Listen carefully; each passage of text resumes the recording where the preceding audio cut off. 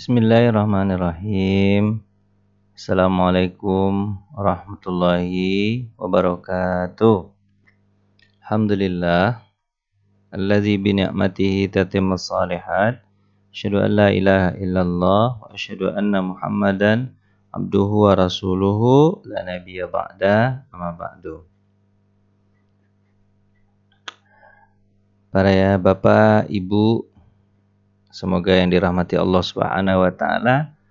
Pada hari ini kita insyaallah akan belajar tentang maqasid syariah.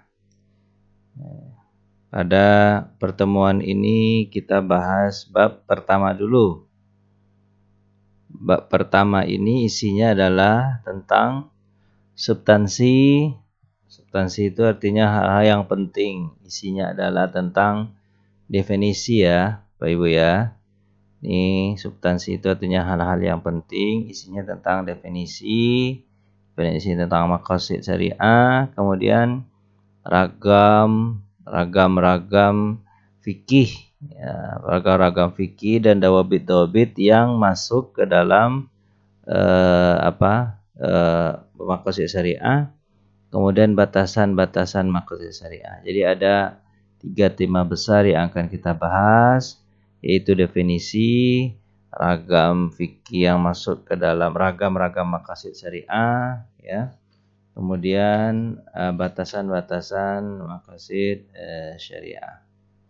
Ragam fikih. Baik. Pertama, kita bahas tentang substansi dulu.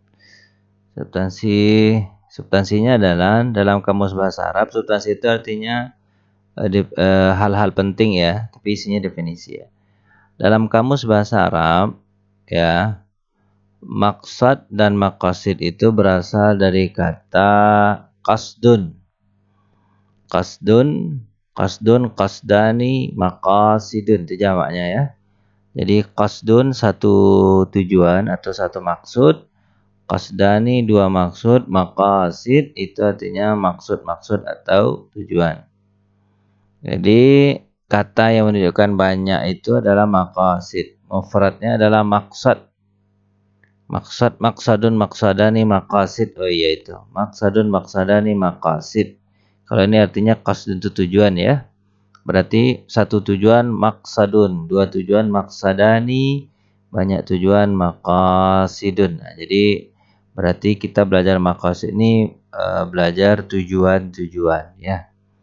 Artinya adalah tujuan, boleh diartikan tujuan. Jadi ini boleh digaris bawah ya, Ibu. Artinya tujuan, atau juga boleh dimasukkan dalam kata target. Target juga boleh, tujuan juga boleh. Selain makna tujuan atau target, maqasid ya, atau maksad atau maqasid juga memiliki beberapa makna yang sesuai. Siak ini yang sesuai ya, sesuai dengan kata maqasid ini. Mana-mana lainnya adalah seperti pertengahan. Jadi kalau ada orang mengatakan maqasid berarti itu adalah tujuan, target. Nah, kemudian ada kata-kata pertengahan. Jadi pertengahan. Jadi antara dua hal ada yang di tengah-tengah atau moderat. Moderat kalau orang mengatakan ini ekstrim kiri, ekstrim kanan. Kalau maqasid ya tengah-tengah. Ada yang dalam agama itu memberatkan, misalnya kan, oh kalau sholat itu harus begini begitu, berat banget gitu kan. Terus ada juga yang menggampangkan, nah, kalau dia di tengah-tengah antara orang yang berat dengan orang yang menggampangkan. Ini namanya moderat. Seperti dalam ungkapan fil amri qasada fil amri qasdan, ya. Artinya bersikap moderat dalam segala hal. Qasada fil amri qasdan artinya moderat. Kemudian arti lain dari maqasid itu adalah matang. Yaitu matang. Jadi bukan sesuatu yang tidak matang dipikirkan, dia matang banget dipikirkan. Jadi dalam ungkapan bahwa ala qasdin ai rusdin, itu dalam kepribadian matang. Jadi memang maqasid ini dipikirkan secara matang-matang banget gitu. bukan dipikirkan secara mentah-mentah, matang-matang banget ini kayaknya tujuan Allah ya. Jadi maqasid itu kan ingat tujuan. Tujuan siapa? Tujuan Allah dalam memfirmankan ayat. Jadi itu yang kita pelajari. Jadi kita itu kan membaca Quran. Setelah kita baca Quran kan ada namanya teks, ada namanya konteks. Kalau teks itu yang tertulis, kalau tuh konteks itu apa yang tidak tertulis gitu kan dalam dan itu disebut konteks itu memahami tujuan. Konteks itu artinya tujuan. Jadi kan memang perlu pemikiran yang matang untuk menggali apa tujuan Allah berbicara tentang masalah itu. Terus maqasid yang ketiga juga memakna mudah. Jadi mudah dia. Seperti dalam ungkapan tariqun qasdin ay sahlun, artinya mudah. Jadi mudah. Jadi sesuatu yang mudah, nah itu adalah maqasid. Jadi maqasid itu maknanya kalau yang Bapak Ibu harus berpikiran gitu. Jadi kalau ada mendengarkan istilah maqasid, berarti artinya tujuan, boleh juga artinya target, boleh juga artinya pertengahan atau moderat, boleh juga matang, kemudian boleh juga mudahkan. Jadi itulah arti dari maqasid. Cuman sebelumnya saya akan menjelaskan dulu gini, Pak Ibu. Sebenarnya istilah maqasid ini baru ditemukan pada abad ke-4 Hijriah ya, pada masa setelah masa-masa ahli hadis gitu. Sementara kalau pada masa ahli fikih dulu, maksudnya kan ada Imam Malik, Hanafi, Maliki, Syafi'i, itu kan mereka hidupnya rata-rata tahun 100 sampai tahun 200 kan. 100 Hijriah sampai 200 Hijriah, itu di abad kedua kan mereka hidup. Dulu mereka, para ahli fikih itu, para imam mazhab itu, mereka menggunakan istilah maslahah. Maslahah jamaknya masalih kan. Jadi mereka dulu menggunakan istilah maslahah, kemaslahatan. Jadi setelah itu berubah istilah maslahah itu ke maqasid di abad keempat. Di abad keempat itu lahirlah ulama-ulama seperti Ibnu Thahir Al-Asyur gitu kan. Imam At-Thahir Ibnu Asyur, nanti dikenal dengan Ibnu Asyur ya. Nah, lahir mereka istilah maslahah itu diganti dengan maqasid. Jadi kalau ada disebutkan, ada mengatakan maslahah, ini maslahat ini, maksudnya adalah dia mencari maqasidnya. Atau orang mengatakan maqasid, nah ini mencari maslahahnya. Jadi ya dua istilah yang sebenarnya dulu namanya maslahah, sekarang namanya maqasid. Nah, gitu ya. Nah, sekarang kita lanjut ke istilah. Tadi baru kita belajar secara secara bahasa.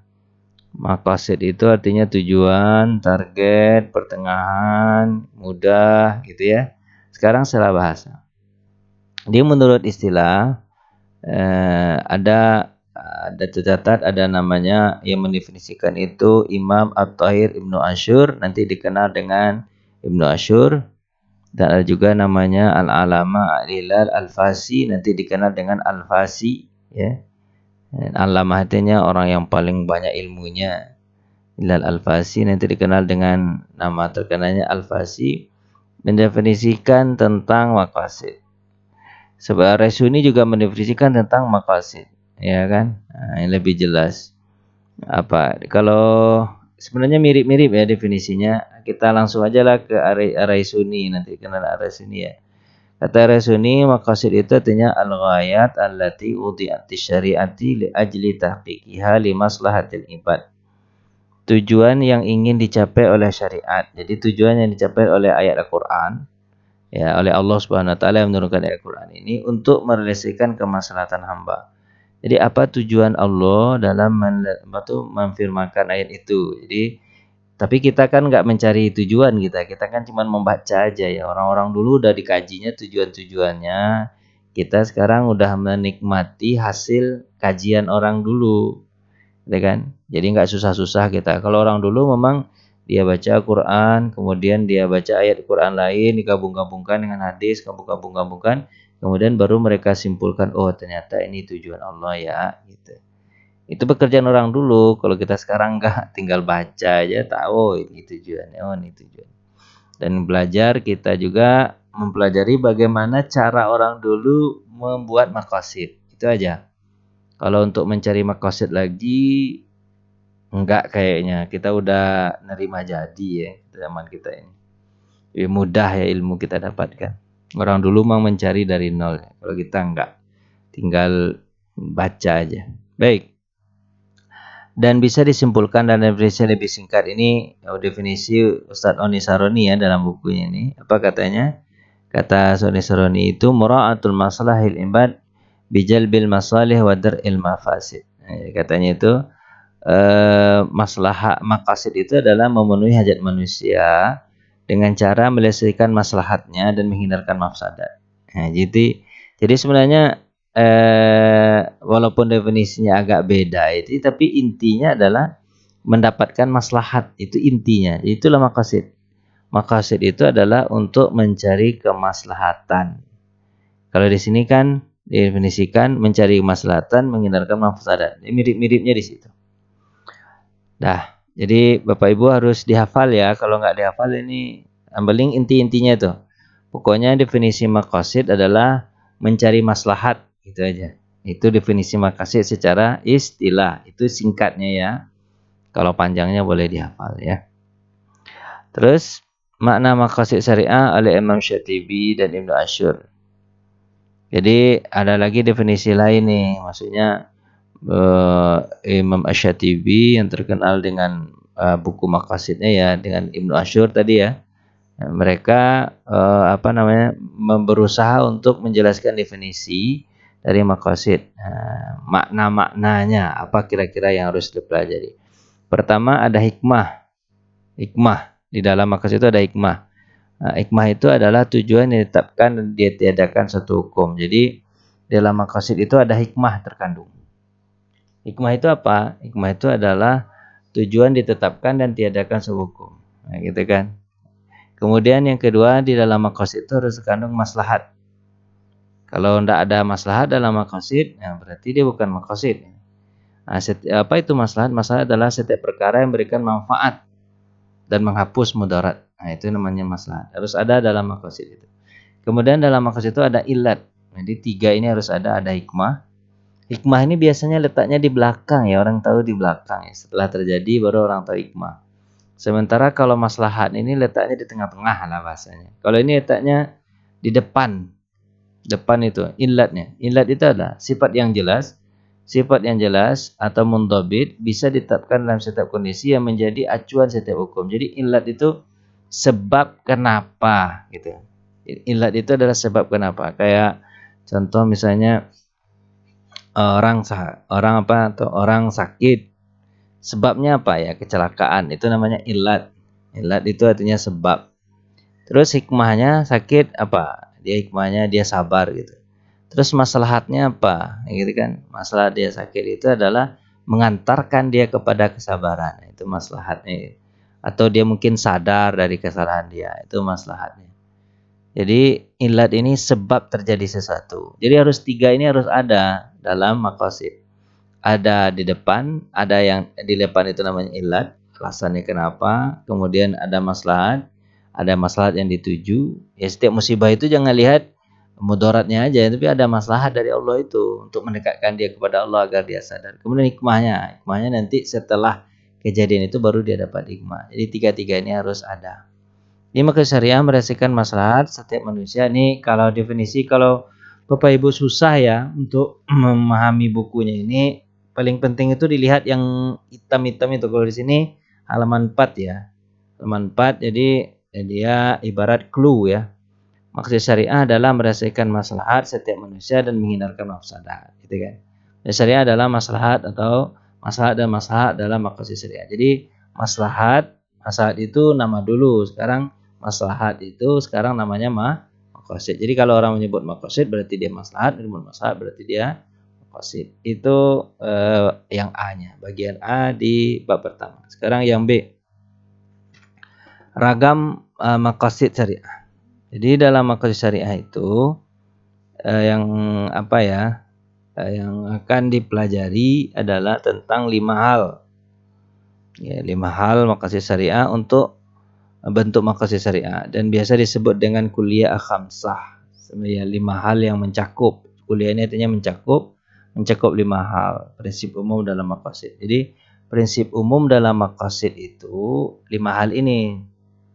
Apa prinsip umumnya? Pertama, hifzuddin, melindungi agama, hifzun nafs, melindungi jiwa, hifzul akal, melindungi akal, hifzul mal, melindungi mal, hifzul nasab, melindungi nasab.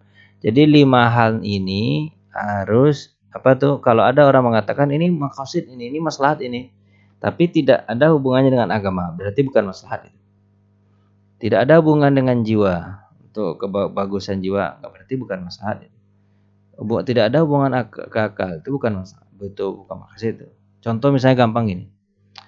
Baiklah, kan orang bisa kata-kata itu kan dipakai untuk kemaslahatan kita bersama, maka kita perbanyaklah utang agar kita bisa membangun negara ini. Itu ada maslahatnya itu utang. Enggak lah, utang itu menyengsarakan kita. Enggak ada maslahat. Jadi walaupun dia pakai kata maslahat ya, tapi dia tidak ada maslahat, itu bukan tujuan maqasid itu. Berarti dia enggak belajar maqasid itu. Ya kan? Ya, untuk kemaslahatan kita bersama, maka marilah kita menipu orang lain agar kita dapat maslahat. Nah, itu menipu itu kan nanti kena oleh agama. Jadi sesuatu yang melanggar ini berarti dia bukan maqasid. Itu aja intinya. Melanggar agama dia bukan maqasid. Melanggar jiwa nanti terganggu olehnya berarti dia bukan maqasid. Walaupun cara ngomongnya kayak maqasid gitu. Kalau mengganggu akal berarti bukan maqasid. Mengganggu harta berarti bukan maqasid. Mengganggu nasab atau keturunan itu bukan maqasid. Kayak orang kan membolehkan LGBT misalnya kan. Oh, ini maqasidnya bagus nih tujuannya. Itu bukan masuklah maqasid itu. Karena tidak melindungi keturunan, ya kan? Itu enggak itu. Jadi kalau melanggar yang 5 ini berarti itu melanggar tujuan Allah menciptakan ayat-ayat atau hukum-hukum. Terus di dalam 5 hal ini walaupun urutannya memang 1, 2, 3, 4, 5 urutannya ini berurutan ya. Harus agama dulu. Kalau ada benturan antara jiwa dengan agama, maka agama dahulukan. Contoh misalnya kalau disuruh Allah berjihad kan. Kan jiwa terancam tuh. Jiwa kan terancam mati kan, namanya juga jihad.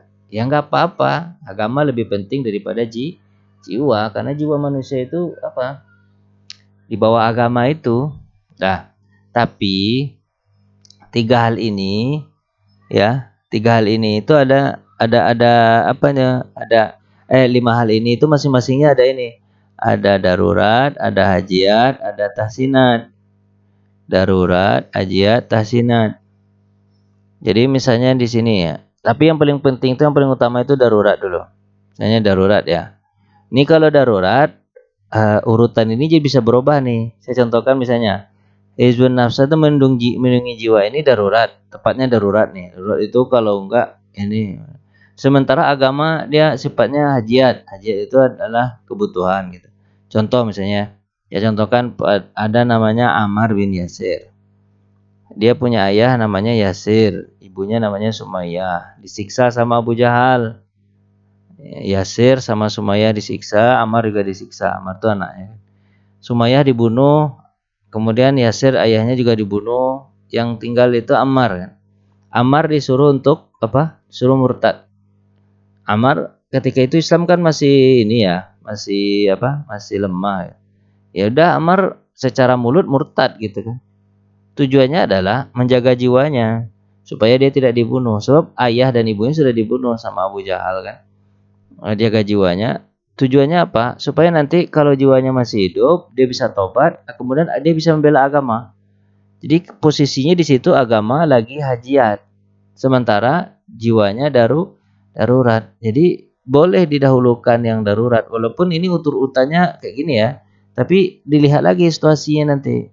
Kalau ini di situasi darurat, maka ini di situasi hajat, maka ini didahulukan daripada apa? Daripada agama. Itu nanti melihat ya situasi-situasi nanti. Ini bisa cari contoh-contoh lain nanti juga boleh. Lanjut. Ragam fikih nih. Kita belajar ragam fikih yang terkait dengan maqasid. Jadi apa-apa aja fikih yang masuk dalam maqasid. Jadi orang yang belajar maqasid dia harus belajar fikih-fikih ini. Kalau dia nggak belajar fikih pemahaman-pemahaman yang begini, maka belajar maqasidnya separuh-separuh. Jadi nggak paham betul dia. Yang pertama adalah dia harus menguasai fikih waqi namanya. Fikih waqi itu fikih realita apa yang terjadi. Jadi apa yang terjadi dia harus paham. Misalnya tadi kan situasi mendahulukan agama, mendahulukan jiwa di bidang agama. Berarti kan belajarnya di fikih waqi itu. Realita yang terjadi. Makanya dia harus dapat informasi seutuhnya. Jadi tidak separuh-separuh. Kalau dia dapat informasi separuh-separuh, dia nanti maqasidnya jadi beda. Misalnya Allah mengetahui ihwal yang ditanyakan mengenai substansi permasalahan secara detail ya. Jadi dia harus tahu permasalahan detail. Kalau nggak detail, nah itu. Jadi pelajaran fikih waqi itu adalah belajar bagaimana memahami seluruh kejadian itu secara mendetail. Itu belajar di fikih waqi. Atau juga yang kedua, dia harus menguasai fikih taisir namanya. Taisir itu fikih memudahkan. Kita isi dalam kondisi-kondisi begini dia boleh begini, dia boleh begitu. Misalnya contohnya kan kalau dia sakit dia boleh berpuasa. Dia dalam kondisi sakit dia boleh tidak puasa dan ganti gitu kan. Itu namanya fikih taisir. Ya kan? Ada dalam fikih taisir itu ada indikatornya, nanti dia memperhatikan aspek rukhsah, keringanan-keringanan, mendahulukan pendapat yang lebih mudah daripada pendapat akhwat yang lebih pendapat yang ahwat yang hati-hati, bukan mudah ini, mendahulukan pendapat yang lebih mudah. Jadi kan Nabi kan gitu ya, kalau ada dua pendapat, ada pendapat yang lebih mudah, maka Nabi Muhammad mengambil pendapat yang mudah itu selama pendapat yang mudah itu tidak bertentangan dengan agama. Nah, itu kan boleh ngambil yang mudah, ya kan.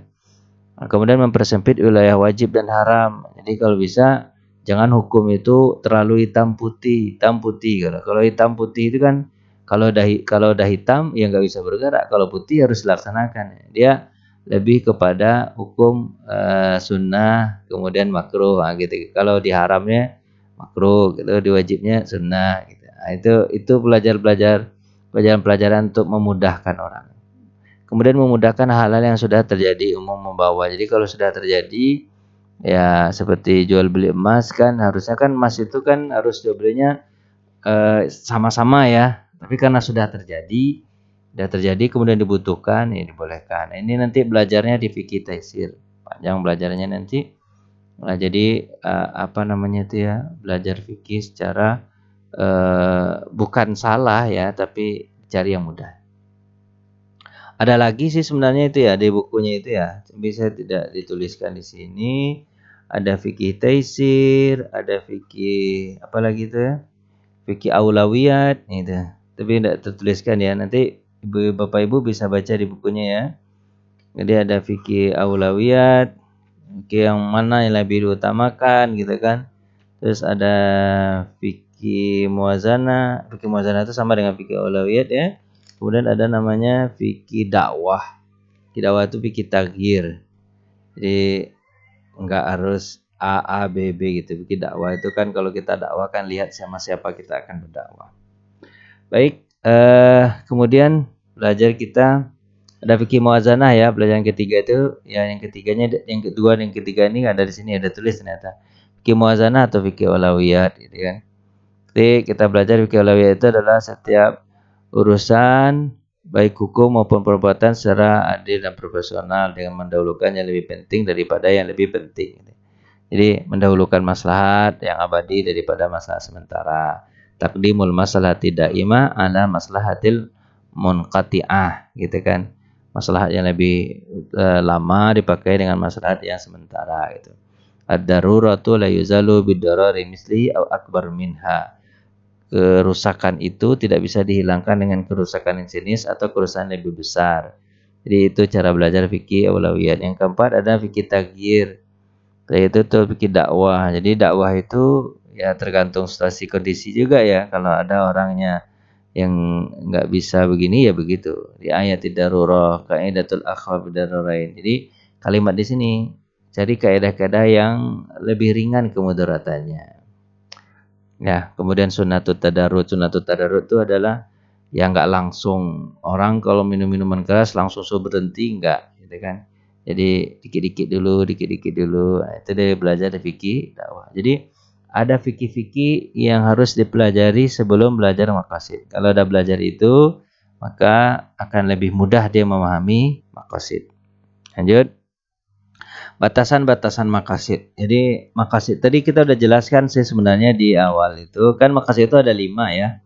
Ada melihara agama, jiwa, akal, keturunan. Batasannya ini.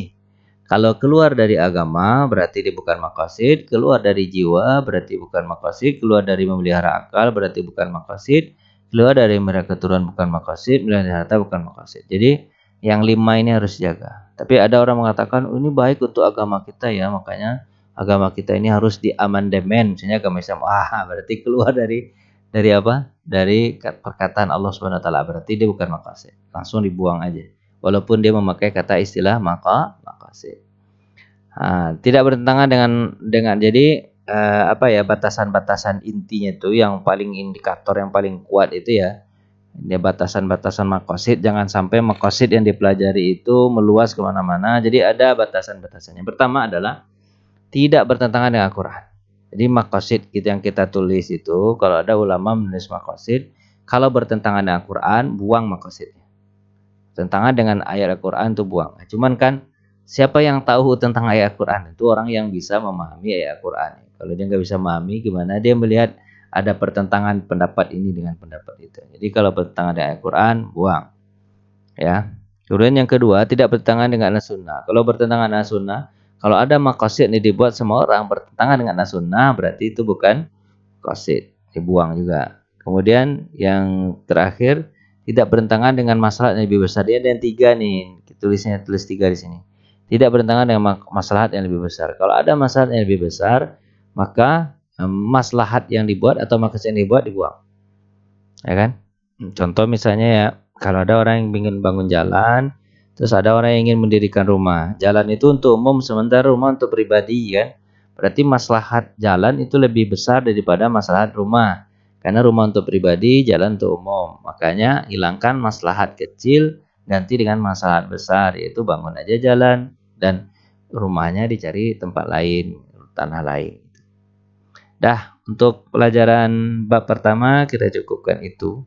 Bapak Ibu mudah-mudahan paham. Kalau tidak paham boleh bertanya ya. Terima kasih. Assalamualaikum warahmatullahi wabarakatuh.